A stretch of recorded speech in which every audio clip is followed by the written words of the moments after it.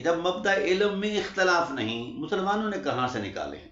اس کا مطلب یہ ہے کہ مسلمانوں کا قرآن پر نہ اعتقاد ہے، نہ ایمان ہے، نہ اعتماد ہے۔ اگر قرآن پر اعتقاد ہوتا، قرآن پر اعتماد ہوتا، قرآن پر اعتقاد ہوتا اور قرآن کی سچائی پر یقین کرتے تو پھر وحدت کو نہ ٹوٹنے دیتے۔ وَإِنَّا لَهُ لَحَافِظُونَ۔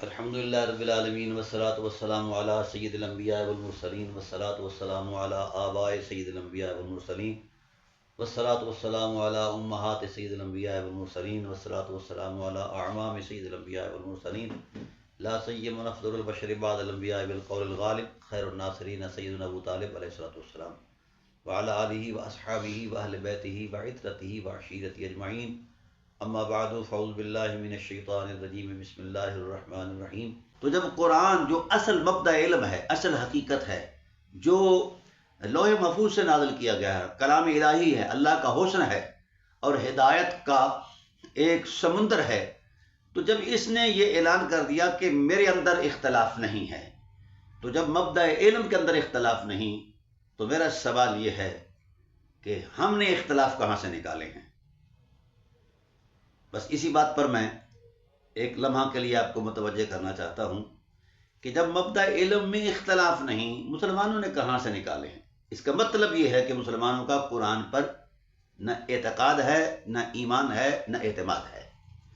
اگر قرآن پر اعتقاد ہوتا، قرآن پر اعتماد ہوتا، قرآن پر اعتقاد ہوتا اور قرآن کی سچائی پر یقین کرتے تو پھر وحدت کو نہ ٹوٹنے دیتے، کیونکہ قرآن نے تو وحدت کا ایسا ماحول پیدا کر دیا ہے، ایسی عظمت عطا کر دی ہے کہ کوئی ادھر ادھر جانے کی کسی کو اجازت ہی نہیں دیتا قرآن۔ تو پھر ہم نے قرآن کو جو ہی چھوڑا اور جو قرآن میں اپنی مرضی داخل کی، اپنے خیالات کو داخل کیا، تو اس وجہ سے ہم تفرقہ ہو گئے۔ ویسے میرے نزدیک میں ایک تحقیق کے طالب علم کی حیثیت سے کہہ رہا ہوں کہ دین اسلام میں کوئی تفرقہ نہیں ہے، اور جس مذہب میں تفرقے ہیں وہ اسلام نہیں ہے۔ اس لیے جو اسلام کو دل سے قبول کرتا ہے، میں چاہوں گا کہ وہ تفرقوں سے نکل آئے۔ کچھ بھی نہیں، نہ کچھ کمایا ہے، ہم نے کھویا ہی کھویا ہے تفرقوں میں پڑھ کر، پریشانی ہوئے ہیں، ذلت اور رسوائی کا ہی چہرہ دیکھا ہے، ہمیں کبھی بھی اطمینان نہیں ملا۔ اور کیا خیال ہے کہ ہم اگر تفرقوں میں مست رہے تو کیا آخرت پر قرآن ہماری شکایت نہیں کرے گا؟ خود رسول خدا صلی اللہ علیہ وسلم نے بھی ارشاد فرمایا، اور قرآن کہتا ہے، قرآن خود کہے گا کہ اللہ میرے ساتھ انہوں نے ظلم کیا اس امت نے اور مجھے چھوڑے رکھا۔ تو جب قرآن مد مقابل آ کر ہمارے مخالف گواہ بن جائے گا تو پھر نجات کہاں ہوگی؟ تو مر تو ہر ایک نے جانا ہے، زندگی کا سفر جاری ہے، کوئی آج ہے، کوئی کل ہے، کوئی پرسوں، کوئی ترسوں۔ بہرحال جب حساب ہوگا تو پھر ان چیزوں سے شروع کیا جائے گا۔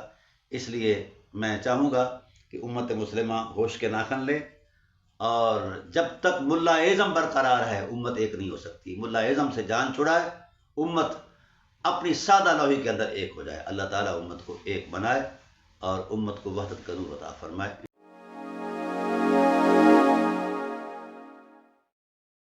Like, comment, and subscribe.